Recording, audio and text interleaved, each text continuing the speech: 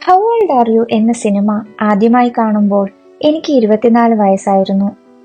അന്ന് ഗ്രാജുവേഷൻ കഴിഞ്ഞ് എന്തു ചെയ്യണമെന്നറിയാതെ നിന്ന എനിക്ക് ഒരുപാട് മോട്ടിവേഷൻ തന്ന മൂവി. 10 വർഷം ഫാസ്റ്റ് ഫോർവേഡ് ചെയ്തപ്പോൾ ഇന്ന് ഹൗ ഓൾഡ് ആർ യുവിലെ നിരുപമയെ കുറച്ചുകൂടി അടുത്തറിയാവുന്നത് പോലെ.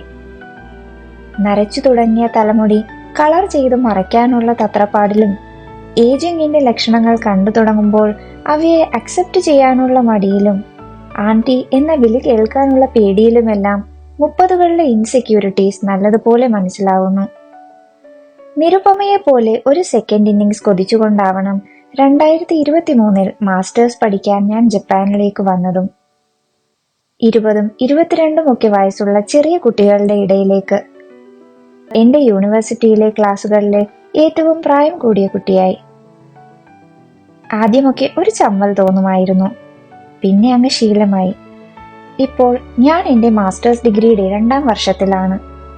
2025 സെപ്റ്റംബറിൽ തിരിച്ച് നാട്ടിലേക്ക്. ഇക്കഴിഞ്ഞ ഒരു വർഷം എനിക്ക് ജപ്പാൻ ഒരുപാട് എക്സ്പീരിയൻസസ് തന്നു.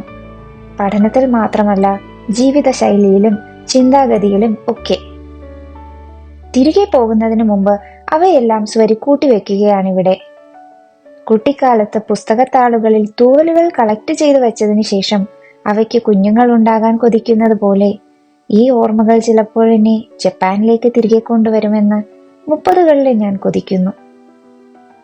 വിജനതയിൽ പാതി വഴി തീരുന്നില്ല എന്ന പ്രതീക്ഷയോടെ.